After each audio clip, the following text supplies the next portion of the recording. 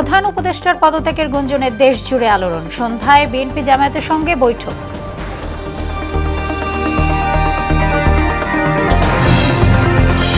আসছে বাজেটের রাজস্ব লক্ষ্যমাত্রা ৫.৫ লাখ কোটিকে অকল্পনীয় বলছে বিশেষজ্ঞরা। প্রবৃদ্ধি নিয়ে আত্মতৃপ্তিতে ভুগছে এনবিআর।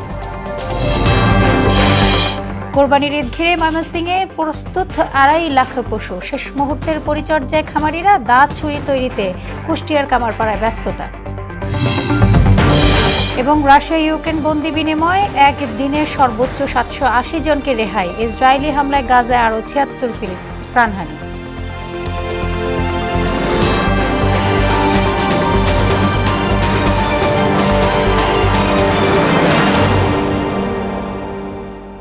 আসসালামু আলাইকুম, সবাইকে মোহনা সংবাদে স্বাগত। শুনছিলেন শিরোনাম, আর পুরোটা সংবাদ জুড়ে আছি আমি সোনিয়া ইসলাম।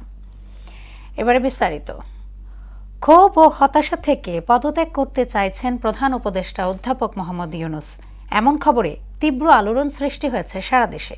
এ নিয়ে রাজনৈতিক অঙ্গনেও নানান আলোচনা। তবে নির্বাচন পর্যন্ত ডক্টর ইউনূসকেই দেখতে চাইছেন রাজনৈতিক নেতৃত্ব সহ বিশিষ্টজনরা। প্রধান উপদেষ্টার পদত্যাগ ভাবনার প্রেক্ষাপট সহ বর্তমান পরিস্থিতি জানব কাজী পাপ্পু রিপোর্টে। অন্তর্বর্তী সরকারের বয়স চলছে ৯ মাস। শুরু থেকে প্রায় প্রতিদিনই আন্দোলন, সড়ক আটকে এসব কর্মসূচি পালনে দুর্ভোগে নাকাল সাধারণ মানুষ। এই সরকারের অন্যতম এজেন্ডা সংস্কারের ক্ষেত্রেও আসছে প্রতিবন্ধকতা। বেশ কিছু ইস্যুতে রাজনৈতিক দলের মধ্যে অনৈক্যের অভাব। বৃহস্পতিবার উপদেষ্টা পরিষদের নিয়মিত বৈঠক। অনির্ধারিত আলোচনায় পদত্যাগ ভাবনার কথা বলেন অন্তর্বর্তী সরকারের প্রধান উপদেষ্টা প্রফেসর ডক্টর মোহাম্মদ ইউনূস। রাষ্ট্রীয় কাজে নানা পক্ষের অসহযোগিতা সহ দেশের বিরাজমান পরিস্থিতিতে ক্ষোভ ও হতাশা জানান তিনি। সেদিন সন্ধ্যায় অধ্যাপক ইউনূসের সঙ্গে সাক্ষাৎ করেন এনসিপির আহ্বায়ক নাহিদ ইসলাম। সেখানে প্রধান উপদেষ্টাকে পদত্যাগ না করার অনুরোধ করেন নাহিদ। উদ্ভূত পরিস্থিতিতে দেশ জুড়েই নানা আলোচনা তৈরি হয়। সামনে আসে প্রধান উপদেষ্টা সরে যেতে চাইলে রাজনৈতিক অঙ্গনে শূন্যতার বিষয়টি। তবে পদত্যাগ নয়, বরং দ্রুত নির্বাচন আয়োজনে এর সমাধান দেখছে বিএনপি। আর জামায়াত বলছে উদ্ভূত পরিস্থিতিতে সবার আগে সর্বদলীয় বৈঠক আয়োজন জরুরি। প্রধান উপদেষ্টার পদত্যাগ ভাবনা ইস্যুতে গেল ২৪ ঘন্টা অন্যান্য রাজনৈতিক দলগুলো প্রতিক্রিয়া জানিয়েছে। তারাও বলছে ডক্টর ইউনূসের নেতৃত্বেই আগামী জাতীয় নির্বাচন হওয়া অনিবার্য। আগামীর বাংলাদেশ নিয়ে কোনো ধরনের শূন্যতা দেশের নাগরিকদের জন্য কাম্য নয়। সমমনা যে সমস্ত রাজনৈতিক দল আছে তাদের সাথে আমরা কথা বলেছি। দায়িত্ব পালনের প্রতিবন্ধকতার কথা তুলে ধরলেন উপদেষ্টা পরিষদের সদস্যরা। সুষ্ঠুভাবে দায়িত্ব পালনের সব পক্ষের সহযোগিতা চান তারা। এমনকি রাজনৈতিক মতৈক্যের বিষয়ে রাজনৈতিক দলগুলোর সঙ্গে আলোচনার মাধ্যমে সমঝোতা চায় সরকার। ইতিমধ্যেই সেই আলোচনার উদ্যোগ নেওয়া হয়েছে। প্রতিবন্ধকতাগুলোকে আমরা কিভাবে মোকাবেলা করব। কাজী পাপ্পু, মোহনা সংবাদ। প্রধান উপদেষ্টা প্রফেসর মোহাম্মদ ইউনূসের সঙ্গে বৈঠকে বসছে বিএনপি ও জামায়াত। সন্ধ্যা ৭:৩০টায় বিএনপিকে আমন্ত্রণ জানানো হয়েছে। সেখানে স্থায়ী কমিটির সদস্য ডক্টর খন্দকার মোশাররফ হোসেনের নেতৃত্বে অংশ নেবে দলটির প্রতিনিধি দল। আর জামায়াতে ইসলামীকে রাত ৮টায় আমন্ত্রণ জানানো হয়েছে। প্রধান উপদেষ্টার সঙ্গে বৈঠকে চলমান রাজনৈতিক পরিস্থিতি সহ নানা ইস্যুতে আলোচনা হবে। ডিসেম্বর থেকে জুনের মধ্যে নির্বাচনের প্রতি জামায়াতের আস্থা রয়েছে, এমন মন্তব্য করে দলটির আমির ডক্টর শফিকুর রহমান বলেন, এক্ষেত্রে সরকারকে বাধ্য করতে চায় না তারা। সকালে রাজধানীতে জামায়াতের কেন্দ্রীয় মজলিসে সূরার অধিবেশনে যোগ দিয়ে একথা বলেন তিনি। জাতির সংকটে পড়লে কেউই দায় এড়াতে পারবে না বলে উল্লেখ করে আমির বলেন, এ সরকারকে সবার সহযোগিতা করা উচিত।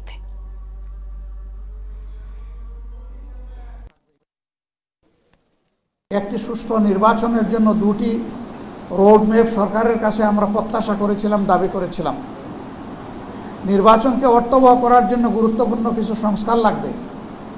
আমরা বলেছিলাম যে সংস্কারের একটা রোডম্যাপ দেওয়া হোক, যে এই মাসের ভিতরে সংস্কার সম্পন্ন হবে। এরপরেই নির্বাচনের একটা রোডম্যাপ তার পাশাপাশি দেওয়া হোক, তাহলে জনমনের স্বস্তি এবং আস্থা তৈরি হবে। আসছে বাজেটে রাজস্ব আদায়ের লক্ষ্যমাত্রা ধরা হয়েছে 5,18,000 কোটি টাকা, যা চলতি বছরের লক্ষ্যমাত্রার চেয়ে 38,000 কোটি টাকা বেশি।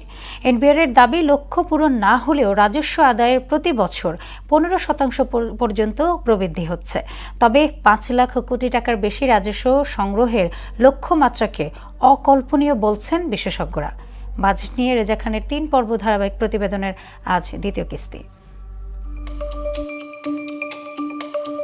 গেল অর্থবছরের তুলনায় আগামী বাজেটের আকার কিছুটা ছোট হলেও রাজস্ব বোর্ডকে দেয়া হচ্ছে বাড়তি লক্ষ্যমাত্রা। আগামী অর্থবছরে রাজস্ব লক্ষ্যমাত্রা ধরা হয়েছে 5,18,000 কোটি টাকা। চলতি বছর এর পরিমাণ 4,80,000 কোটি টাকা, অর্থাৎ আসছে বাজেটে রাজস্ব লক্ষ্যমাত্রা 38,000 কোটি টাকা বেশি। যদিও এনবিআর এর পক্ষ থেকে লক্ষ্যমাত্রা 5 লাখ কোটি টাকার মধ্যে রাখার প্রস্তাব ছিল। বাজেটে বাণিজ্য ও শিল্প খাত বাঁচিয়ে করনীতি প্রণয়নের তাগিদ দিয়েছেন ব্যবসায়ীরা। পরামর্শ দিয়েছেন নতুন করারোপ না করে আওতা বাড়ানোর। ট্যাক্স বাড়িয়ে আসলে কালেকশন করাটা চাপের মধ্যে পড়বে সব ব্যবসায়ীরা, বাট অনেকে যারা ট্যাক্স দেয় না তাদেরকে ট্যাক্সের আওতায় এনে এই নেটটাকে বাড়ানো। সরকারের রেভিনিউ বাড়ুক, এটা আমরা শিল্প মালিকরাও চাই। এমন পলিসি, এমন প্রসিডিওর যদি ফিক্স করেন যেখানে শিল্পই বাঁচবে না, সেক্ষেত্রে আলটিমেটলি এটা সাস্টেইনেবল না। লক্ষ্যমাত্রা পূরণ না হলেও প্রতি বছর রাজস্ব আদায়ে 15% পর্যন্ত প্রবৃদ্ধি হচ্ছে, এমন দাবি করে এনবিআর বলছে আগামী বাজেটে মৌলিক পরিবর্তনের অংশ হিসেবে বাণিজ্য সুবিধা অনেকটাই বাড়ানো হয়েছে। কাস্টমসের ক্ষেত্রে ইতিমধ্যে আমাদের কিছু ক্ষেত্রে আমরা যে মৌলিক চেঞ্জগুলো আমরা আনার চেষ্টা করি সেটা হলো ট্রেড ফ্যাসিলিটেশন। প্রতি বছর প্রায় 14-15% করে আমাদের প্রবৃদ্ধি হয়েছে। বাংলাদেশের আর কোনো সেক্টরে কিন্তু এই পরিমাণ প্রবৃদ্ধি হয়নি। গড়ে প্রতি বছর রাজস্ব সংগ্রহ কম বেশি 4 লাখ কোটি টাকার মতো। তাই লক্ষ্যমাত্রা 5 লাখ কোটি টাকা ছাড়ালে পূরণ দুরূহ হবে বলে মনে করেন অর্থনীতিবিদরা। ইভেন 5 লক্ষ কোটি টাকার রাজস্ব আদায় করা এটাও খুব চ্যালেঞ্জিং, কারণ আমরা এই পর্যন্ত যা করতে পেরেছি 4 লক্ষ হাজার কোটি টাকা বা তার আশেপাশে। 5 লক্ষ হাজার কোটি টাকাতে উঠানো, সেটার জন্য অনেক পদক্ষেপ লাগবে। গরিব জনগোষ্ঠীকে পরোক্ষ করের বোঝা থেকে রেহাই দিতে প্রত্যক্ষ কর আদায়ে মনোযোগী হওয়ার পরামর্শ দিয়েছেন তিনি। করের বোঝাটা দরিদ্র মানুষের উপরে অতিরিক্ত না হয়, স্ট্রাকচারটাকে চেঞ্জ করে ডাইরেক্ট ট্যাক্সেশনের দিকে যেতে হবে। রেজা খান, মোহনা সংবাদ, ঢাকা। কুরবানির ঈদকে ঘিরে ময়মনসিংহে প্রস্তুত 2.5 লাখ পশু। লাভের আশায় শেষ মুহূর্তে পশু পরিচর্যায় ব্যস্ত খামারিরা। চোরাই পথে ভারতীয় পশুর আমদানি ঠেকাতে সরকারি উদ্যোগের দাবি তাদের। ক্ষতিকর ইনজেকশন ও ট্যাবলেটের ব্যবহার রোধে তদারকি বাড়িয়েছে প্রাণী সম্পদ অধিদপ্তর। রুবায়েত বাপির প্রতিবেদন, জানাচ্ছেন আফরিন পপি। ঈদকে সামনে রেখে পশুপালনে ব্যস্ত সময় পার করছেন ময়মনসিংহের খামারিরা। ক্ষতিকর ইনজেকশন ও ট্যাবলেট ব্যবহার না করে দেশীয় পদ্ধতিতে গরু মোটা তাজাকরণ করছেন খামারিরা। চোরাই পথে পশুর আমদানি ঠেকাতে সরকারি নজরদারি বাড়ানোর প্রত্যাশা খামারিদের। এদিকে স্বাস্থ্যসম্মত পশু পেতে সরকারি উদ্যোগ গ্রহণের আহ্বান ভোক্তাদের। আমরা দেশি খাবার খাওয়াই, আমগর কোনো ভেজাল নেই। বাইরে থেকে গরু যদি কম আসে, মানে চাহিদার থেকে বেশি গরু যদি ঢুকে, শহরে হোক, ঢাকা শহরে হোক, ময়মনসিংহে হোক, তখন আমাদের টার্গেটটা আসলে পূরণ হয় না, আমাদের ক্ষতির মুখে পড়তে হয়। সরকারের উচিত এগুলা এই স্বাস্থ্যসম্মত গরুগুলোকে মনিটরিং করা উচিত এবং এই মনিটরিং এর মাধ্যমে তারপর বাজারে ওঠানো উচিত। জেলার চাহিদা মিটিয়ে অতিরিক্ত পশু অন্য জেলায় বিক্রির আশা প্রাণী সম্পদ বিভাগের। কোরবানিযোগ্য গবাদি পশু 2,50,000 কিছু করে, সেই মতো আমাদের ময়মনসিংহ জেলা প্রায় 58,000 গবাদি পশু অতিরিক্ত আছে, যেটা আমাদের পার্শ্ববর্তী বিভিন্ন জেলা বিভিন্ন ব্যবসায়ীদের মাধ্যমে ছড়িয়ে ছিটিয়ে যাবে এবং তাদের ওই জেলাগুলোর চাহিদা পূরণ করবে। আরেকটা জিনিস হলো যে আপনার মোটা তাজাকরণে আপনার যে জিনিসটা আমাদের খামারিরা এবং সাধারণ মানুষ যেটা মনে করে যে স্টেরয়েড ড্রাগ, আপনারা জানেন যে স্টেরয়েড ড্রাগটা কিন্তু এখন ব্যান্ড হয়ে গেছে, সেটা ব্যবহার করার কোনো সুযোগই নেই। এবার গরু, মহিষ, ছাগল, ভেড়া সহ মোট 1,92,889টি পশুর চাহিদার বিপরীতে জেলায় 2,50,988টি পশু প্রস্তুত রয়েছে। আফরিন পপি, মোহনা সংবাদ। দেশের বিভিন্ন স্থানে বসতে শুরু করেছে গরুর হাট, কোথাও চলছে হাটের প্রস্তুতি। সেই খবর জানতে বন্দরনগরী চট্টগ্রাম থেকে যোগ দেবেন সহকর্মী রিয়াজ উদ্দিন। রিয়াজ, সারা দেশে তো কোরবানির পশুর হাটের প্রস্তুতি চলছে, আপনি তো চট্টগ্রামে আছেন, কোরবানির পশুর হাট ঘিরে কি ধরনের প্রস্তুতি হচ্ছে চট্টগ্রামে জানাবেন।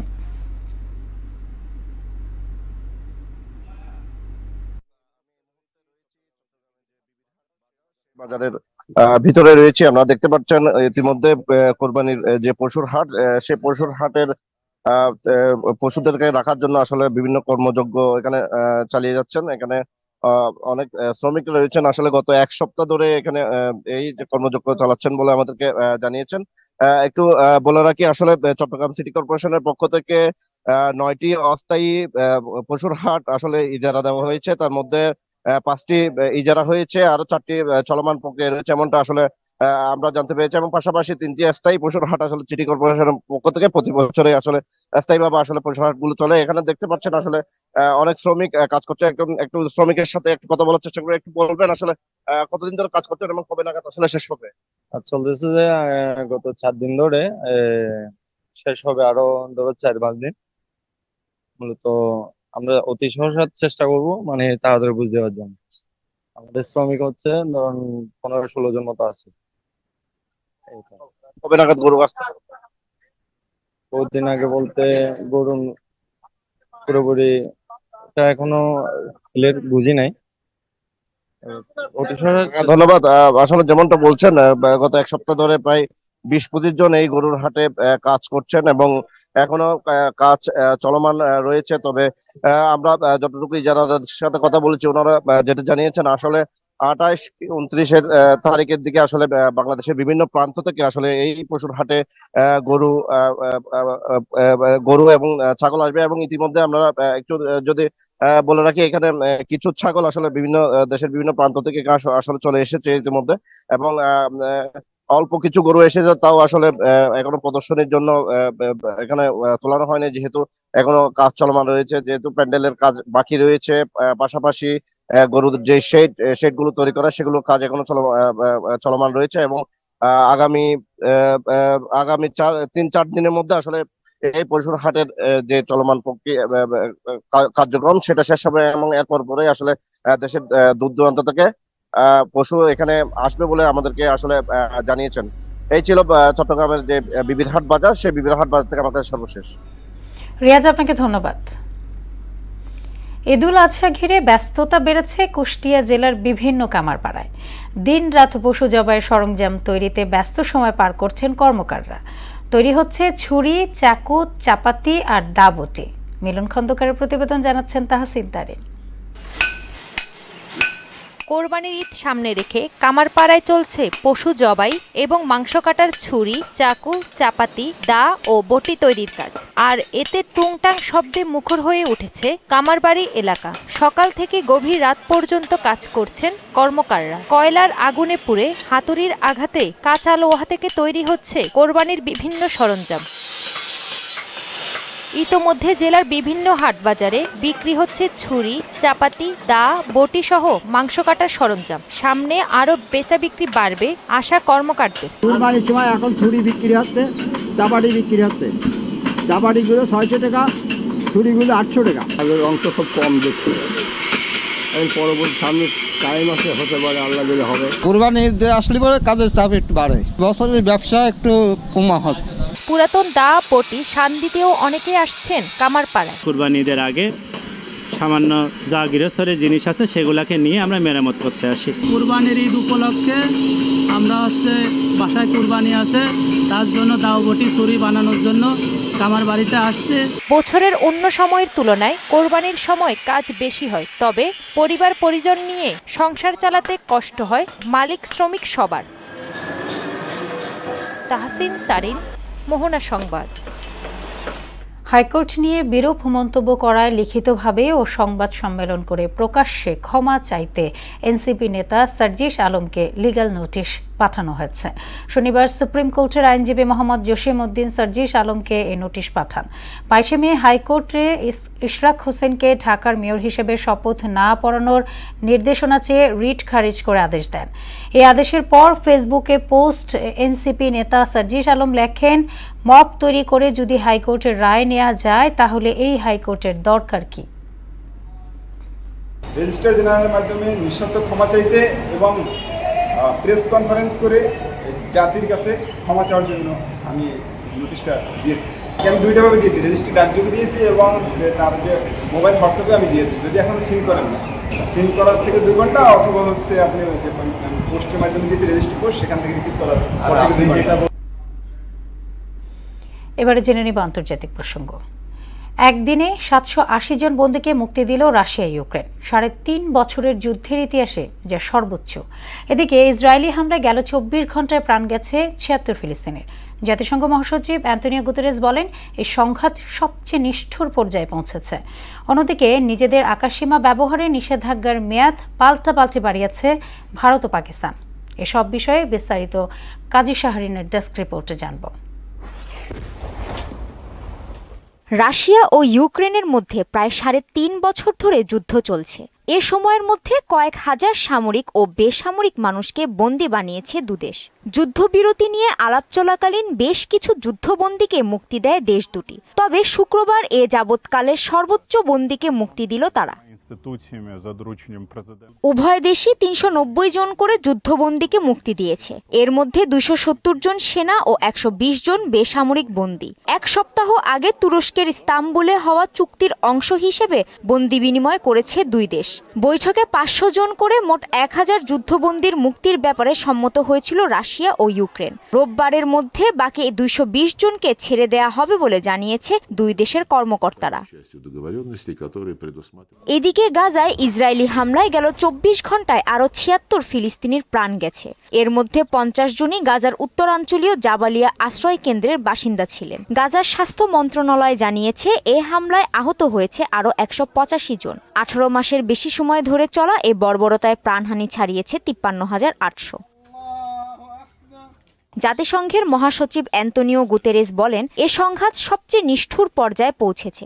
গাজায় ত্রাণ প্রবেশে বাধা দেয়া হচ্ছে। সংস্থাটির তথ্য মতে গাজার উত্তরে এখনও কোনো ত্রাণ পৌঁছায়নি।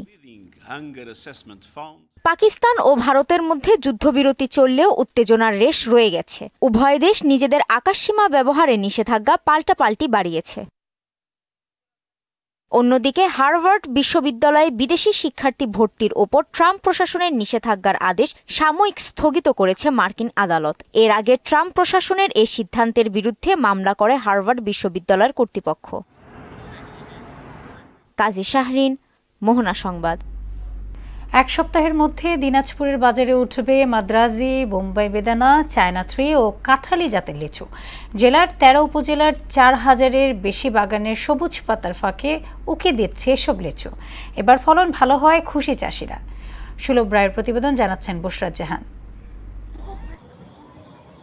দিনাজপুর জেলার মাধববাটি, করলা, রবিপুর, রাজারামপুর, মহেশপুর এবং চিরির বন্দর, খানসামা উপজেলা সহ সব উপজেলাতেই লিচুর ভালো ফলন হয়েছে।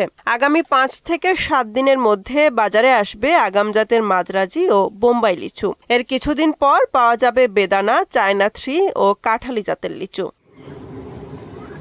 তাপমাত্রা বেশি থাকায় লিচুর গুটি কিছু কিছু নষ্ট হলেও কৃষি অফিসের পরামর্শে আগে থেকে গাছের গোড়ায় পানি ও লিচুর গায়ে পানি স্প্রে করায় ফলন ভালো হয়েছে।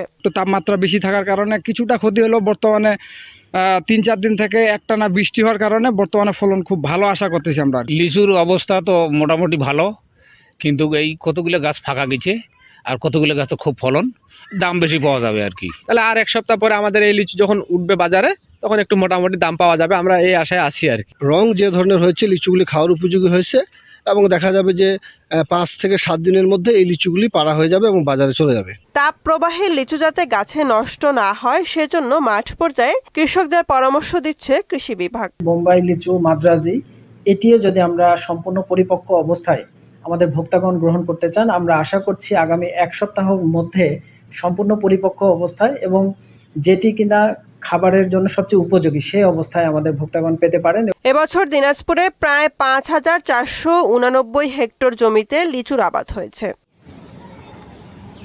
বুশরাত জাহান, মোহনা সংবাদ। মেহেরপুর জেলায় বাজারে আসতে শুরু করেছে হিমসাগর, ল্যাংড়া, আম্রপালি সহ বিভিন্ন জাতের আম। এবছর মেহেরপুরে ২,৩৬৬ হেক্টর জমিতে আমের বাগান রয়েছে। দেশের চাহিদা মিটিয়ে বিদেশেও রপ্তানি হচ্ছে এ জেলার আম। এর মধ্যে গত সপ্তাহের ঝড়ে কিছু বাগানের ক্ষতি হচ্ছে। ক্ষতি পুষিয়ে নিতে সরকারের প্রণোদনা দাবি করেছে বাগান মালিকরা। বাজারে আম ওঠা সহ দাম নিয়ে আরো জানাতেই মেহেরপুর থেকে যুক্ত হচ্ছেন সহকর্মী ফারুক আহমেদ। ফারুক, এখন তো বিভিন্ন জাতের আম আসছে বাজারে, আপনি তো মেহেরপুর বাজারে আছেন, আমের বর্তমান দাম কেমন দেখছেন মেহেরপুর বাজারে, জানাবেন।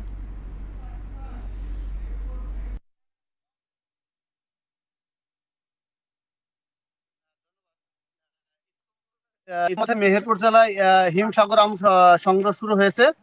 এছাড়া ন্যাংড়া, আম্রপালি সহ অন্যান্য আম আগামী মাসের মধ্যবর্তী সময় সংগ্রহ করা হবে। মেহেরপুর জেলায় প্রায় ২,৫০০ হেক্টর জমিতে আমের বাগান রয়েছে। এই আম বাগান থেকে প্রায় ৯০,০০০ হেক্টর মেট্রিক টন আম সংগ্রহ লক্ষ্যমাত্রা রয়েছে। মেহেরপুরের আম বাগানগুলোতে এখন আম পাড়ার ব্যস্ততা চলছে মালিক এবং শ্রমিকরা। এই আমগুলো কোনো কেমিক্যাল ছাড়াই আমগুলো বাজারজাত করছে। মেহেরপুরের এই আম দেশের বিভিন্ন স্থানে সরবরাহ করা হচ্ছে। এছাড়া চীন সহ বিশ্বের বেশ কয়েকটি দেশে এই আম সংগ্রহ করা, আম রপ্তানি করা হচ্ছে। তবে গত কয়েকদিন আগে ঝড়ে কিছুটা আম বাগান ভেঙে যায় এবং তাতে বেশ কিছু আমের ক্ষয়ক্ষতি হয়েছে। তবে আম বাগান মালিকদের দাবি সরকার থেকে কিছু প্রণোদনা দিলে তারা ক্ষতি পুষিয়ে নিতে পারত। এছাড়া প্রতি বছর যে সময় মুকুল আসে তার আগে যদি কৃষি বিভাগ থেকে যদি আম বাগান মালিকদের সহযোগিতা করা হয়, সেক্ষেত্রে আমের লক্ষ্যমাত্রা বৃদ্ধি পাবে। আর আরেকটা বিষয়ে জানিয়ে রাখি, মেহেরপুর জেলার বেশ কয়েকটি ছোট বড় আমের হাট রয়েছে, বাজার রয়েছে। সেখান থেকে দেশের বিভিন্ন স্থানের ক্রেতারা এখান থেকে এসে পাইকারি দরে কিনে নিয়ে যায়। আর আরেকটা বিষয়ও আপনাদেরকে জানিয়ে রাখি, যেটা মেহেরপুর জেলার হিমসাগর আম অত্যন্ত সুস্বাদু এবং এই সুস্বাদু আম দেশের গণ্ডি পেরিয়ে এই আমের একটা খ্যাতি রয়েছে। আর এই ছিল মেহেরপুরের আম বাগান থেকে আম সংগ্রহের সর্বশেষ খবর। ফারুক, আপনাকে ধন্যবাদ। এবার চলে যাব খেলার খবর। শুরুতেই ফুটবল। বাংলাদেশ প্রিমিয়ার লিগের ১৭তম রাউন্ডে বাকি ৩ ম্যাচ অনুষ্ঠিত হবে আজ। ঘরের মাঠে কুমিল্লায় রহমতগঞ্জকে আতিথ্য দিবে আবাহনী, আর ময়মনসিংহে পুলিশ এফসি লড়বে চট্টগ্রাম আবাহনীর সঙ্গে। দুটি ম্যাচই শুরু হবে বিকেল ৪টায়। আর সন্ধ্যা ৬টায় কিংস অ্যারিনায় ফর্টিস এফসির বিপক্ষে মাঠে নামবে সাবেক চ্যাম্পিয়ন্স বসুন্ধরা কিংস। ১৬ ম্যাচে ২৮ পয়েন্ট নিয়ে টেবিলের ৩-এ বসুন্ধরা। শীর্ষ ২ থেকে লিগ শেষ করায় এখন চ্যালেঞ্জ সাবেক চ্যাম্পিয়নদের সামনে। সমান ম্যাচ খেলে আবাহনীর চেয়ে ৩ পয়েন্ট পিছিয়ে কিংসরা। ফর্টিসের অবস্থান টেবিলের ৬ নম্বরে। শেষ করব মোহনা সংবাদ, যাবার আগে শিরোনামগুলো আরও একবার।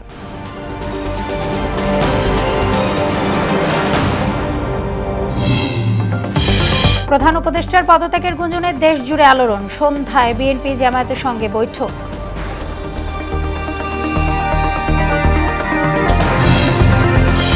আসছে বাজেটে রাজস্ব লক্ষ্যমাত্রায় ৫.৫ লাখ কোটিকে অকল্পনীয় বলছে বিশেষজ্ঞরা। প্রবৃদ্ধি নিয়ে আত্মতৃপ্তি ঘুরছে না এনবিআর। কোরবানির ঈদ ঘিরে ময়মনসিংহে প্রস্তুত ২.৫ লাখ পশু। শেষ মুহূর্তের পরিচর্যায় খামারিরা। তা ছুরি তৈরিতে কুষ্টিয়ার কামারপাড়ায় ব্যস্ততা। এবং রাশিয়া ইউক্রেন বন্দি বিনিময়, একদিনে সর্বোচ্চ ৭৮০ জনকে রেহাই। ইসরায়েলি হামলায় গাজায় আরও ৭৬ প্রাণহানি।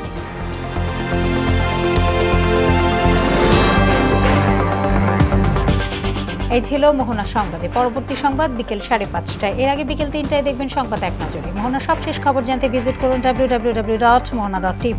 সংবাদ দেখতে পারেন ফেসবুক, ইউটিউবে। এতক্ষণ সঙ্গে থাকার জন্য ধন্যবাদ সবাইকে।